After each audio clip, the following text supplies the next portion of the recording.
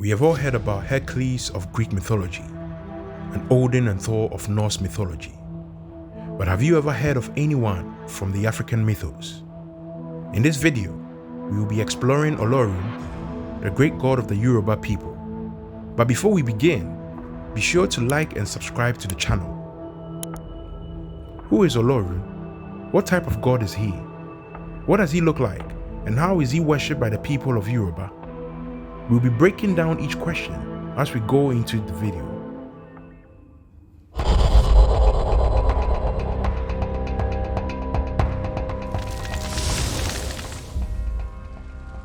As from the intro, we know Olorun is the god in the Yoruba African spirituality. Now, what does the word Olorun mean? From the Yoruba language, Olorun's name is a contraction of the words Oni, which means ownership, and Orun, which denotes heavens, the abode of the spirits. Olorun is also known as Olodumare, which comes from a whole phrase, Oni Odumare, which means the owner of the source of creation that has not become empty, or the all-sufficient. Olorun is the owner of the heavens, the supreme god who is all-sufficient. He is independent, omnipotent, and transcendent. The supreme god in the Yoruba religion is believed to have three manifestations. The manifestations are Olodumare, the creator, Olorun, the ruler of heaven, and Olofi, who is the conduit between Oru, heaven, and Aye, earth. Olofi is the ruler of the earth. All of these describe his role. What's interesting about Olorun is that he has no gender and no appearance at all. Olorun is referred to as an entity who exists in spiritual form only. Being similar to Christianity, Christian missionaries such as Bolaji Idowa aim to reinterpret traditional Yoruba culture as consistent with Christian theology as a way of pushing conversion. As a ploy, the first translation of the Bible into Yoruba in the late 1800s by Samuel Ajayi Crowther adopted Yoruba names such as Olorun, Olodumare for God, and Eshu for the devil, and thus began associating Olorun with the male gender.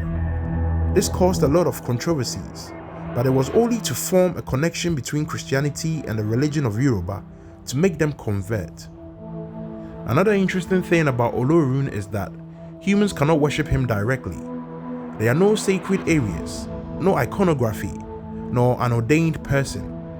Olorun is outlying, distant, and does not partake in human rituals.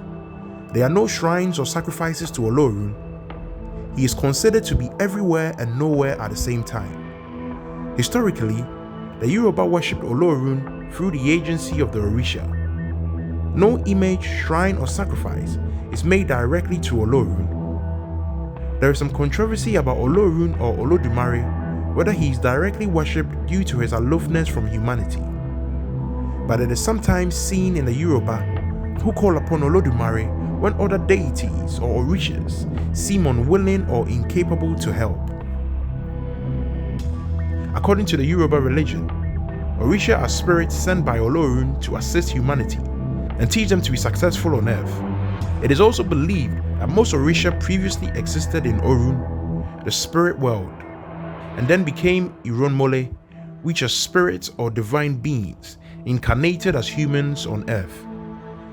Ironmole took a human identity and lived as ordinary humans in the physical world, but because they had their origin in the divine, they had great wisdom and power at the moment of their creation or birth. Another concept about the Orishas is that they are divine beings who became divinized after their departure from their human state on earth, meaning Orishas were ordinary humans that became divine spirits after they died. Orishas are supernatural beings. They are both Egungun, meaning good, and Ajogun, meaning bad. Followers of Yoruba spirituality also believe Olodumare created all other forces of the universe to help continue the evolution of the universe. The beliefs of the Yoruba faith were passed down orally for generations until it was committed to writing, and so there are a number of different versions of the stories. We will get into each version, and each one is as interesting as the other. Hello, If you're enjoying the video so far, please like the video and make sure to comment on what you think so far. Let's get back to it. One myth of creation states that Olorun the god instructed the divinities to create and supervise the creation work. Olorun created both the good and the bad, the well-formed and the deformed, the rainy season and the drought. Among the Yoruba, the myth of creation holds that in the beginning, the world was a marshy, watery wasteland. Olorun and some divinities lived in heaven, descending and ascending by means of spider webs or a chain. They frequently visited the earth, particularly for hunting. Humankind was non-existent because there was no land.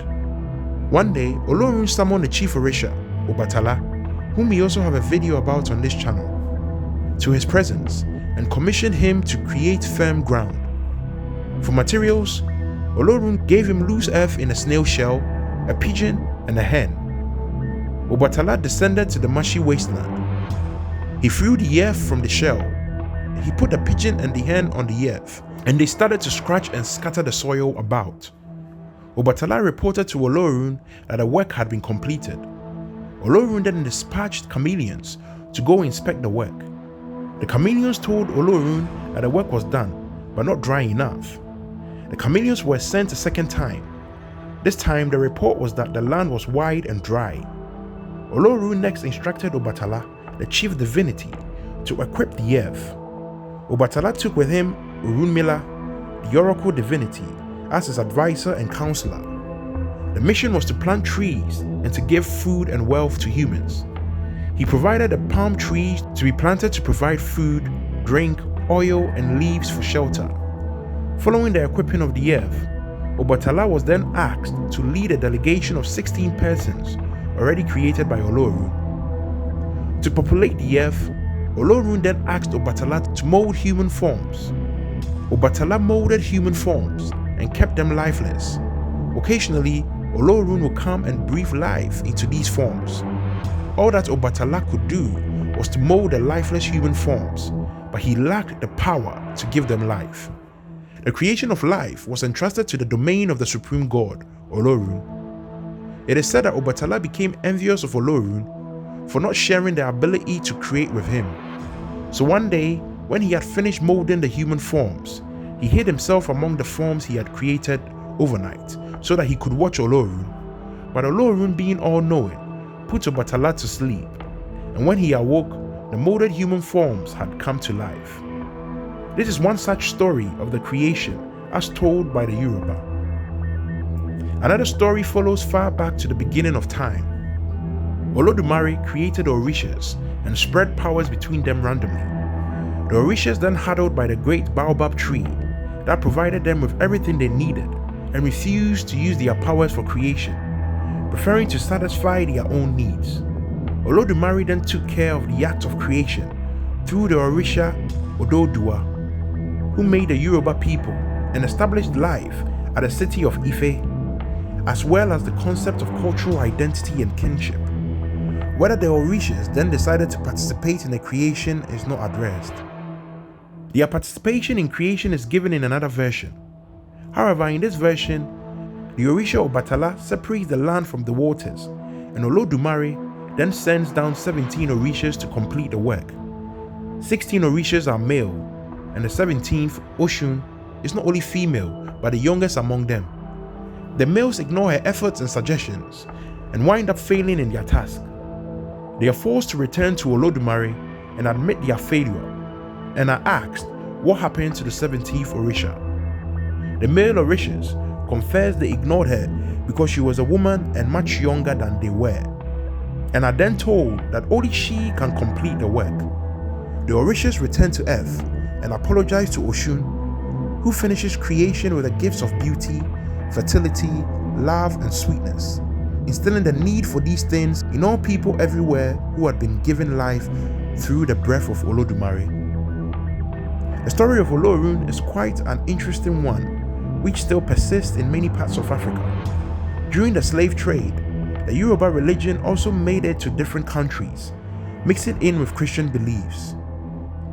From reading the story of Olorun, you get a sense of connection between religions. Most religions seem to start with the same concept of only one creator. What do you guys think about this? Let us know in the comments below. Also subscribe to the channel if you haven't already. See you on the next one.